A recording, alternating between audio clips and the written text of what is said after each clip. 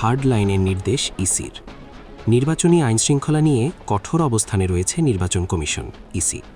সার্বিকভাবে আইনশৃঙ্খলা পরিস্থিতি নিয়ন্ত্রণে আছে বলে কমিশন দাবি করলেও নির্বাচনী পরিবেশ ব্যাহত করে এমন কর্মকাণ্ড কেউ করলে আইনশৃঙ্খলা রক্ষাকারী বাহিনীকে কঠোর হতে নির্দেশ দেওয়া হয়েছে। পাশাপাশি যৌথ বাহিনীর অভিযান পুনরায় চালু হবে এবং সাধারণ মানুষের আস্থা তৈরিতে তা ভূমিকা রাখবে বলে মনে করছে ইসি। গতকাল নির্বাচন ভবনে আইনশৃঙ্খলা বাহিনীর সাথে বৈঠক করে নির্বাচন কমিশন। সিইএএমএম নাসিরুদ্দিনের সভাপতিত্বে এ সভায় 4 নির্বাচন কমিশনার, ইসি সচিবসহ সংশ্লিষ্টরা উপস্থিত ছিলেন। প্রথমে বেলা 12টায় 3 বাহিনী প্রধান এবং 2:45টায় বিভিন্ন মন্ত্রণালয়, বিভাগ, বাহিনী ও সংস্থা প্রধান ও প্রতিনিধিরা অংশ নেন। পরে সন্ধ্যায় নির্বাচন ভবনে আইনশৃঙ্খলার সার্বিক বিষয় নিয়ে ব্রিফিং করেন নির্বাচন কমিশনার আবুল ফজল মোহাম্মদ সানাউল্লাহ। তিনি বলেন, সার্বিকভাবে যদি বলি আইনশৃঙ্খলা পরিস্থিতি নিয়ন্ত্রণে অবশ্যই আছে। যারা নির্বাচনকে বিঘ্নিত করতে চায়, আন্ডারমাইন করতে চায়, এগুলো চিহ্নিত করেছি। জনমনে যাতে স্বস্তি ফেরত আসে, মানুষ যেন আশ্বস্ত হয়, সে ব্যবস্থা নিতে বলা হয়েছে। কোনো ঘটনা ঘটানোর দুঃসাহস যাতে না দেখায়, তারা যেন পালাতে না পারে, সেজন্য গোয়েন্দা সংস্থা সহ বাহিনীগুলোকে সচেতন থাকতে নির্দেশ দেওয়া হয়েছে। নির্বাচন কমিশনার জানান, তফসিল ঘোষণার পর থেকে আচরণবিধি প্রতিপালন সন্তোষজনক হলেও কিছু কিছু বিষয়ে সতর্ক থাকার জন্য বলা হয়েছে। এরই মধ্যে ওসমান হাদি হত্যাকাণ্ড ভোটের পরিবেশে প্রভাব ফেলেছে। এক প্রশ্নের জবাবে আবুল ফজল মোহাম্মদ সানাউল্লাহ বলে, তফসিল ঘোষণার পর থেকে যে সময়টা পার করেছি, সেদিক থেকে একটা বড় ঘটনা ঘটে গেছে, শহীদ ওসমান হাদি হত্যাকাণ্ড। মাঠ পর্যায়ে, জেলা উপজেলা পর্যায়ে আচরণবিধি প্রতিপালনে অতীতের চেয়ে বেশি সতর্ক বলে মনে করেন তিনি। নির্বাচন কমিশনার বলেন, জনমনে যাতে স্বস্তি ফেরত আসে, মানুষ যেন আশ্বস্ত হয়, দলগুলো যাতে যথাযথভাবে রাজনৈতিক কর্মকাণ্ড করতে পারে, নির্বাচনী তফসিল অনুযায়ী সব কাজ যেন নির্বিঘ্ন হতে পারে, সে নির্দেশনা দিয়েছি। চোরাগুপ্তা হামলার বিষয়েও সতর্ক ও ব্যবস্থা নেওয়ার বিষয়ে আইনশৃঙ্খলা বাহিনী ও গোয়েন্দা সংস্থাকে তা তর হওয়ার জন্য বলেছে ইসি। নির্বাচন কমিশনার আবুল ফজল মোহাম্মদ সানাউল্লাহ বলেন, দল ও প্রার্থীকে যারা সমর্থক ও বন্ধু সেজে পাশে আসতে চায়, তাদের বিষয়ে সতর্ক থাকার জন্য অনুরোধ করেন তিনি। প্রথমবারের মতো 3 বাহিনী প্রধানের সাথে বৈঠক।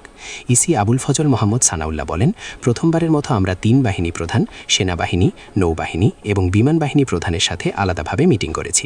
পরবর্তীতে বাকি সব বাহিনী প্রধান সহ সেনা ও বিমান বাহিনী প্রধানের প্রতিনিধি, সশস্ত্র বাহিনী বিভাগের প্রিন্সিপাল স্টাফ অফিসার, উপপ্রধানরা সহ মিটিং করা হয়েছে। এরই মধ্যে আইনশৃঙ্খলা বিষয়ক পরিপত্র জারি হয়েছে। 11 ডিসেম্বর তফসিল ঘোষণার পর থেকে সার্বিক পরিস্থিতি মূল্যায়ন করা হয়েছে বৈঠকে। তিনি জানান, তফসিল থেকে শুরু করে রবিবার পর্যন্ত সার্বিক পরিস্থিতি মূল্যায়ন, দিক নির্দেশনা এবং অপরাপর আনুষ্ঠানিক কিছু বিষয় নিয়ে আলোচনা হয়েছে। আমরা যে মূল্যায়নটা পেয়েছি বিভিন্ন বাহিনীর পক্ষ থেকে, বর্বরচিত এক হামলায় জুলাই যোদ্ধা শরীফ ওসমান হাদি শাহাদাত বরণ করেছেন। এ ঘটনাকে কেন্দ্র করে গত 7-8 দিন আমরা পুরা জাতি শোকে মহিমান ছিলাম এবং আমাদের ফোকাসা অধিকেই ছিল। কিন্তু মাঠ পর্যায়ে নির্বাচনী কার্যক্রম চলমান আছে এবং অন্যান্য জায়গায় নির্বাচনী পরিবেশ নিয়ে সন্তুষ্টি প্রকাশ করা হয়েছে। তিনি জানান, আমরা সুনির্দিষ্টভাবে কতগুলো নির্দেশনা নির্বাচন কমিশনের পক্ষ থেকে দিয়েছি। নির্বাচনের পরিবেশ বিঘ্নিত করে এ ধরনের কোনো ধরনের কর্মকাণ্ড সহ্য করা হবে না এবং বাহিনীগুলোকে কঠোর নির্দেশনা দেওয়া হয়েছে যে নির্বাচনের পরিবেশ ক্ষতি করে এ ধরনের কোনো কর্মকাণ্ড নিরুৎসাহিত করতে এবং প্রয়োজনে বাধা দিতে যা করা প্রয়োজন তা তারা করবেন। ভোটের পরিবেশ বিঘ্ন করে এমন ধরনের অপতৎপরতা রোধে গোয়েন্দা নজরদারি বাড়ানোর জন্য নির্দেশনা রয়েছে ইসির। শীঘ্রই গোয়েন্দা সংস্থার সাথে আলাদা বৈঠকের কথা রয়েছে। শহীদ ওসমান হাদির ক্ষেত্রে যে ঘটনাটা ঘটেছে, আগে থেকে যতটুকু তথ্য জানা দরকার ছিল বা সেটা কেন পারা গেল না, তাও জানতে চাওয়া হয় বৈঠকে।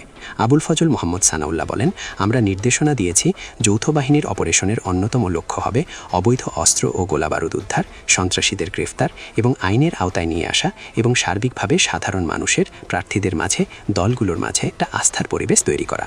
এলাকাভিত্তিক চেকপয়েন্ট অপারেশনের উপর গুরুত্ব ও বিশেষ অভিযান পরিচালনার ব্যাপারে জোর দেওয়া হয়েছে।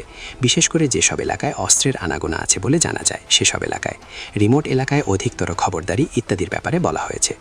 প্রার্থীর নিরাপত্তায় ব্যবস্থা ও আচরণবিধি প্রতিপালনে সন্তোষ। সম্ভাব্য দলীয় প্রার্থী ও স্বতন্ত্র প্রার্থীর নিরাপত্তার বিষয়েও পুলিশি নিরাপত্তা উদ্যোগের কথা জানানো হয়েছে ইসিকে। নির্বাচন কমিশনার বলেন, বৈঠকে বিভিন্ন রাজনৈতিক দল প্রার্থী হিসেবে যাদের নমনন দিচ্ছেন বা ইন্ডিপেন্ডেন্ট হিসেবে যারা প্রার্থী হিসেবে ইলেকশন করতে চাচ্ছেন, তাদের নিরাপত্তার বিষয়ে আশ্বস্ত হয়েছি। পুলিশের পক্ষ থেকে ইতোমধ্যেই একটা প্রোটোকল দাঁড় করানো হয়েছে এবং সেই প্রোটোকল অনুযায়ী যারা যারা নিরাপত্তা চাচ্ছেন, তাদের নিরাপত্তা ব্যবস্থা নিশ্চিত করা হচ্ছে। তবে এর বাইরেও যদি কেউ নিরাপত্তা ঘাটতি অনুভব করেন, কোনো সংবেদনশীলতা অনুভব করেন, তারা পুলিশের কাছে অ্যাপ্রোচ করলে যথাযথ ব্যবস্থা নেওয়া হবে বলে জানান তিনি। নাশকতামূলক কর্মকাণ্ডেও নজর ইসির। তফসিল ঘোষণার পর থেকে নানা জায়গায় নাশকতামূলক কর্মকাণ্ডের সাথে ভোটের সম্পৃক্ততা না থাকলেও পরিবেশে নানাভাবে প্রভাব পড়ে বলে মনে করে ইসি। এ নির্বাচন কমিশনার বলেন, আমরা জানতে চেয়েছিলাম যে সাম্প্রতিক সময়ে বেশ কিছু জায়গায় নাশকতামূলক কর্মকাণ্ড হয়েছে। এই নাশকতামূলক কর্মকাণ্ডের সাথে নির্বাচনের কোনো সম্পৃক্ততা আছে কিনা, প্রত্যক্ষ পরোক্ষভাবে নির্বাচনের পরিবেশকে বিঘ্নিত করছে কিনা বলার অপেক্ষা রাখে না যে কিছুটা হলেও তো এটা নির্বাচনের পরিবেশের উপর প্রভাব ফেলে।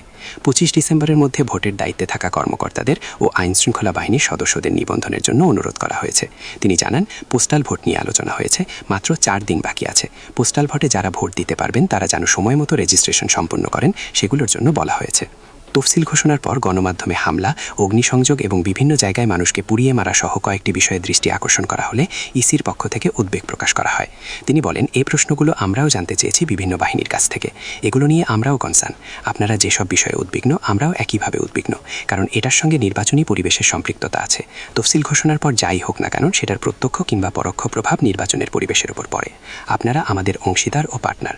আপনারা যদি নিরাপদ বোধ না করেন তাহলে দায়িত্ব পালন করবেন কিভাবে? এক প্রশ্নের জবাবে এ নির্বাচন কমিশনার জানান, আগস্টের পর মানবিক পুলিশিংয়ের নির্দেশনার সুযোগ কেউ কেউ অপব্যবহার করেছে। আমরা ইসির পক্ষ থেকে কঠোরভাবে বাহিনী ও সংস্থাগুলোকে বলেছি, আমরা মানবিক হব যারা মানবিক আচরণ করবে তাদের প্রতি, কিন্তু যারা দস্যুতা করতে চায়, ভ্যান্ডালিজম করতে চায়, নির্বাচনী পরিবেশ নষ্ট করতে চায়, আমার ভাইকে হত্যা করতে চায়, তাদের প্রতি মানবিক হওয়ার দরকার নেই। 12 ফেব্রুয়ারি ত্রয়োদশ সংসদ নির্বাচন ও গণভোট অনুষ্ঠিত হবে। ঘোষিত তফসিল অনুযায়ী 29 ডিসেম্বর পর্যন্ত আগ্রহীরা মনোনয়নপত্র জমা দিতে পারবেন। প্রিয় দর্শক, বিষয়টি নিয়ে আপনার মূল্যবান মন্তব্যটি কমেন্ট করতে ভুলবেন না। পরবর্তী আপডেট পেতে চ্যানেলটি সাবস্ক্রাইব করে আমাদের সাথেই থাকুন। ধন্যবাদ। এসকে টিভি বাংলা, সাথেই থাকুন।